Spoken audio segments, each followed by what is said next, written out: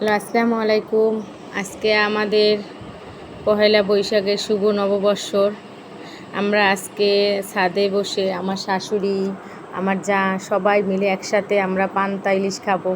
আমার ননদ জালে আবার খিচুড়ি রান্না করছে, খিচুড়ি এর ভর্তা। সেইটা নিয়ে আমরা সবাই ছাদে যাইতেছি। ছাদে গিয়ে বসে খাবো। ছাদে একটু গরম গরম লাগলেও ভালো। ওই যে আমার ছেলে আগে চলে গেছে আবির, এই আমার শাশুড়ি ইলিশ মাছ আর পান্তা ভাত নিয়ে আইতেছে, আমার মেয়ে জগ নিয়ে আইতেছে, আমার জালে প্লেট নিয়ে আইতেছে। এখন আমরা পাটি বিছাইছি, এই যে চাদর, এই চাদরে এখানে বসে সবাই খাবো গরিবের পান্তা ইলিশ। আমার শাশুড়ি এখন ওখানে বসবে সবাইরে নিয়ে। আমার শাশুড়ি অনেক ভালো, আমাদের সব কিছুতেই সাপোর্ট করে। আমরা যা বলি না কেন, যা করি তা সব কিছুতেই সাপোর্ট করে, কিন্তু ওর আব্বু একটু অন্যরকম।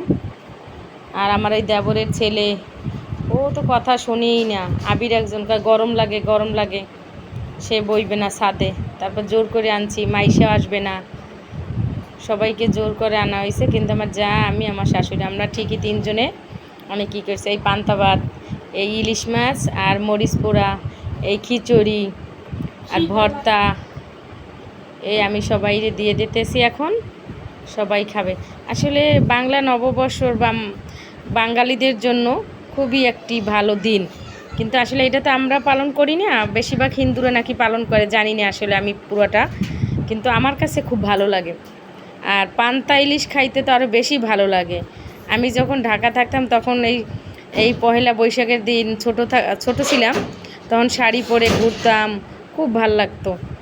ঠিক আছে, আপনাদের কাছে যদি আমার ভিডিওটি ভালো লাগে তাহলে লাইক, কমেন্ট, শেয়ার করে পাশে থাকবেন। আসলে সাবস্ক্রাইব দিতে তো আর টাকা লাগে না, সবাই একটু দিয়েন, সবাই সবাইকে দিবেন। এটা তো একটা জাস্ট একটা দিবেন, দেখবেন আর একটা চাপ দিবেন ভিডিওতে, তাইলেই হইবে। আসসালামু আলাইকুম।